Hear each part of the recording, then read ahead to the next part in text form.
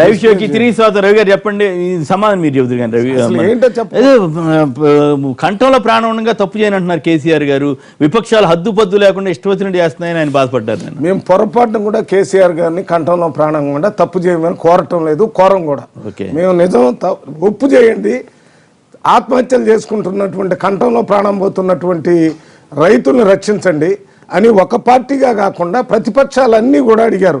మీరు ఒక మాట మీరు గమనించండి, మొన్న జరిగినటువంటి అసెంబ్లీలో మొదటి రోజు రెండో రోజు కొద్దిగా అనుకూలంగా రైతులకి కొన్ని స్టేట్మెంట్స్ ఇచ్చినప్పుడు ప్రతిపక్షాలు పూర్తిగా సహకరించినాయి.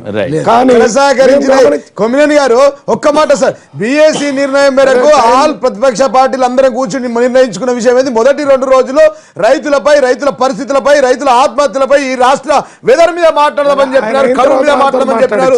2 రోజులు 11 గంటలు ఇచ్చాం కొమ్మినేని గారు. కాంగ్రెస్ వాళ్ళు 1:20 మాట్లాడారు, టీడీపీ వాళ్ళు 1 మాట్లాడారు, ఎంఐఎం 1 మాట్లాడింది. ఇట్లా 11 గంటల 20 నిమిషాలు మాట్లాడారు సార్. దాని తర్వాత రాష్ట్ర ముఖ్యమంత్రి వారు గౌరవనీయులు 2 గంటలు సుదీర్ఘ ఉపన్యాసం తర్వాత, వారికి చెప్పిన తర్వాత, వారికి అన్ని వివరణ ఇచ్చిన తర్వాత, వారు కోరిన విధంగా ఒకేసారి కూడా ఈ రుణమాఫీ చేయడానికి ప్రభుత్వం అటువైపు ప్రయాణం చేస్తున్న తరుణంలో కూడా చర్చ చేద్దామంటే రచ్చ చేసుడు, సిద్ధాంతం ప్రకారం పోదామంటే రాద్ధాంతం చేసుడు, సభను అడ్డుకోవడం ఇది ప్రతిపక్ష పని అండి. మేము చెప్పాం, మొదటి రోజే చెప్పాం, ఎన్ని రోజులైనా, ఎన్ని రాత్రులైనా, ఎన్ని గంటలైనా చెప్పడానికి మేము సిద్ధంగా ఉన్నాం. మాట్లాడదాం, చర్చిద్దాం, నిలదీయండి, విమర్శించండి, మేము సమాధానం చెప్తామని చెప్పారు. ఇంకేం చెప్తారండి ముఖ్యమంత్రి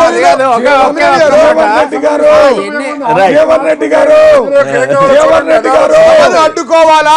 కరెంట్ గురించి చెప్పవద్దు, రైతుల ముఖ్యమంత్రి గారు ఈ సభను అడ్డుకుంటే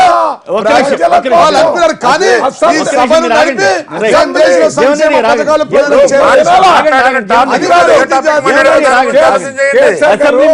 అసెంబ్లీ టిఆర్ఎస్ ప్రభుత్వ జాగిరి కాదు, అసెంబ్లీ ప్రజలకు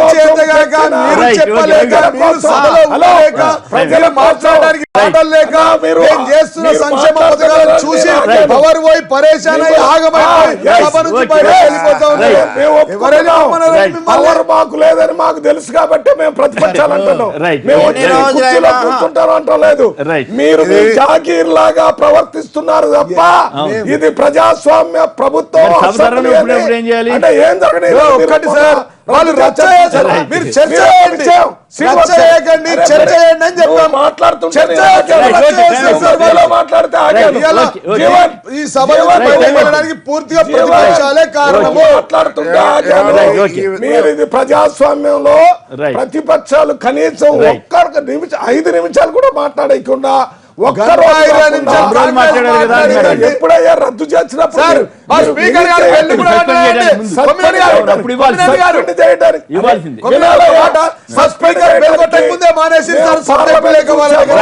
మేము పార్లమెంట్ చూసాము, అసెంబ్లీ చూసాము. ప్రజాస్వామ్య విలువల్ని కాలరాసి ప్రజాస్వామ్యం మీద దాడి, రైతుల మీద దాడి,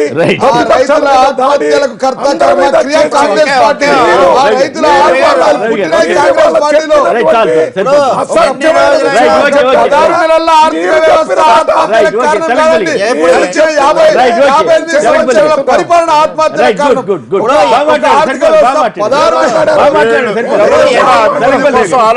రోజులైనా జరుపుతామని 2 రోజుల ముందు ముగించారనేది వాస్తవం. చర్చ అంతా మా సిలబస్ ప్రకారం జరగాలనే దాంతో చివరికి చేశారు. బయట అరెస్టులు చేశారు, సభలో అరెస్ట్ చేశారు. ఇది చాలా హాస్యాస్పదంగా ముగిసింది చివరకు. రవి గారు కూడా అట్లా మేము బాధాకరం.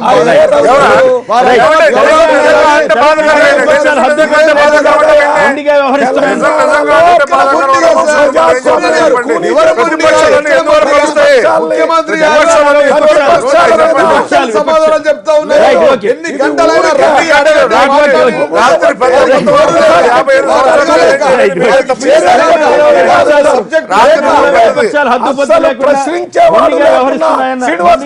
ప్రశ్నించేవాడు